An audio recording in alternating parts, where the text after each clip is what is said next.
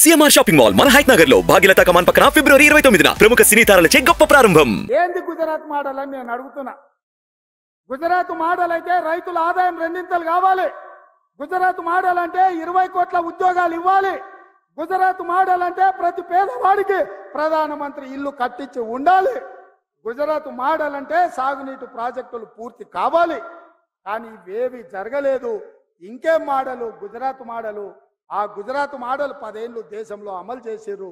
Gujarat model అంటే పార్టీలను చేర్చడం, ప్రభుత్వాలను బడగొట్టడం, ఎన్నికలను కింద పడేసుడు, మాటినోని జైళ్ళలో పెట్టుడు.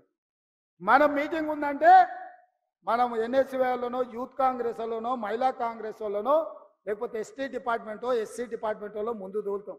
అరే పిల్లలు ఉరుకూరి వచ్చే వారం మీటింగ్ ఉందని. కానీ మోడీ ఎవరిని దోలుతాడా? ఈడీ వాళ్ళని దోలుతాడు, ఇన్కమ్ ట్యాక్స్ వాళ్ళని దోలుతాడు, సిబిఐ వాళ్ళని దోలుతాడు. అరే పోర్రాబాయ్ ఆ ఊర్లో వీడి నాయకులు ఉన్న వాళ్ళని తీసి కేసులు పెట్టుర్రి, మళ్ళీ తర్వాత మా పార్టీలో చేసుకుంటామని. ఇది గుజరాత్ మోడల్ అంటే. ఇక ఇక్కడ ఒక నాయకుడు ఉన్నాడు బీజేపీలో, మనిషి మంచోడే కానీ పార్టీ సక్కనైంది కాదు. ఆయనకి వేసినా దండుగా అవుతుంది. ఎందుకంటే ఆయనకు ఒక్కోటి వేసినా కూడా దండుగా అయిపోతుంది అది. ఎందుకంటే ఆయన మాట ఎవరు విన్నారు? ఆయన్నే చెప్పిండు, మేము ఏదో ఆశించి అండకు పోయినాం, కవితను తీసి జైలు వేస్తారు అనుకుని లోపడిపోయినాక అదేం లేదని చెప్పిండు. పెద్ద మంచిగా చెప్పిండు కదా. ఇక ఉన్నది ఉన్నట్టు కులం చెప్పిండు. ఇంకా ఆయన కోటేసి కూడా దండగానే.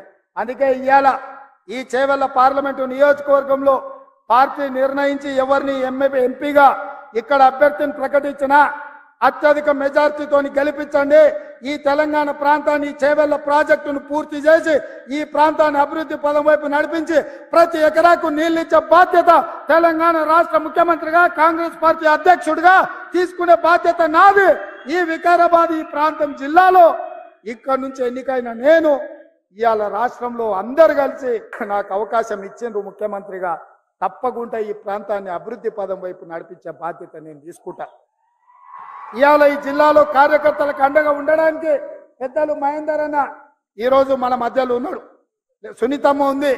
మహేందర్ అన్న కంటే సునీతమ్మ కార్యకర్తలు ఎట్లా అండగా నిలబడుతుందో 3 సార్లు జిల్లా పరిషత్ చైర్పర్సన్ గా ఎన్నికైందంటే మీ అభిమానంతో ఇవాళ నాయకురాలుగా మీ ముందు నిలబడ్డది.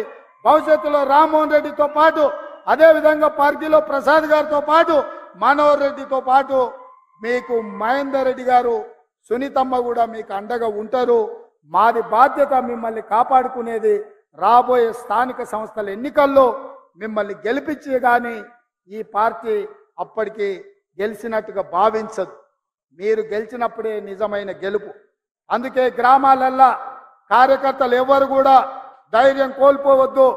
ప్రతి ఇంటికి వెళ్ళండి, ప్రతి తలుపు తట్టండి, ప్రతి గుండెకు చేరండి. మన అభయహస్తం 6 గ్యారెంటీలను వివరించండి.